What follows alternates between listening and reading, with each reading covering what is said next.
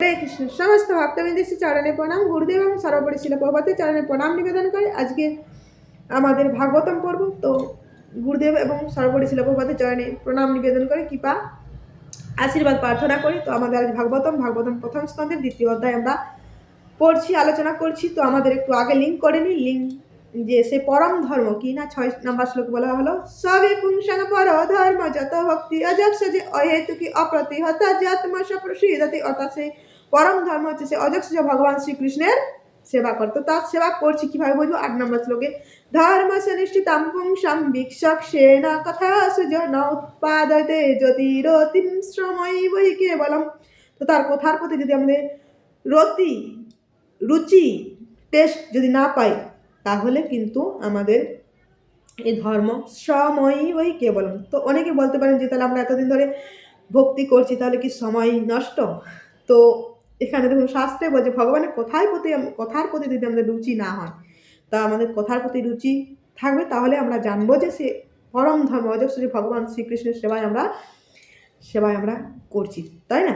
তো তারপরে শ্লোকে বলা হলো যে যদি এই আমাদের ভগবানের কথার প্রতি যদি আমাদের রতি না হয়, তাহলে কি করব না, সেখানে 16, 17, 18 সেখানে বলা হচ্ছে যে 15 নাম্বার বলা হলো যে যদি রুচি না হয় তাহলে কি হবে। 16, 17, 18 সেখানে বলছেন যে সেই মহৎ সেবা, যিনি ভগবানের ভক্ত, যিনি ভগবানের নাম করেন, ভগবানের সেবা করেন, তার সেবা করতে। আর মহৎ সেবার ফলে কি হবে না, 17 নম্বর শ্লোকে সেখানে বলা হলো যে শ্রেতাংশ কথা কৃষ্ণ পুণ্যশ্রবণ কীর্তন হৃদয়ন্তভদ্রাণী বিধুনিত শেষরাম, অর্থাৎ আমাদের যে হৃদয়ে সে আবর্জনা ধুয়ে মুছে সাফ হয়ে যাবে। তখন আমরা তারপরে শ্লোকে পরপর বললেন যে তখন আমরা এই তমগুণ থেকে রজ থেকে সত্যগুণে আমরা অধিষ্ঠিত হব।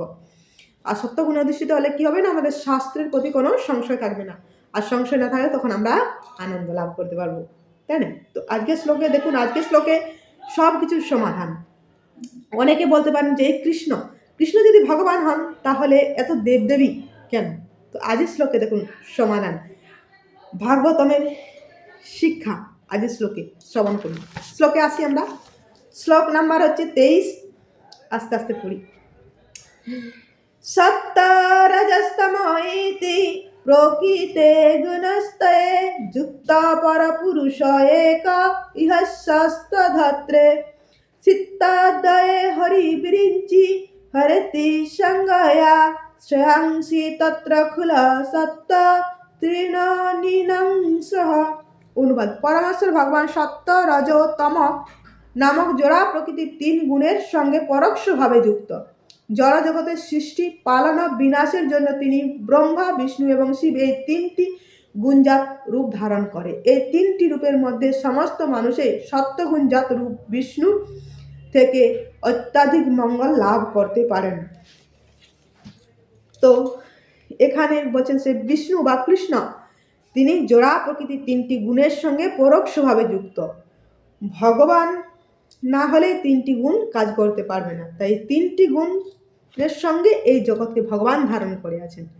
তো আমরা প্রথম শ্লোকে পড়েছি জন্মাদস্যা যত, তো সে জন্ম সৃষ্টি স্থিতি পালন কে করছেন না, এখানে বলছেন স্থিতদয় হরি বিরিঞ্চি হরত সিংহ, অর্থাৎ হরি মানে হরি বিষ্ণু, বিরিঞ্চি ব্রহ্মা আর শিব।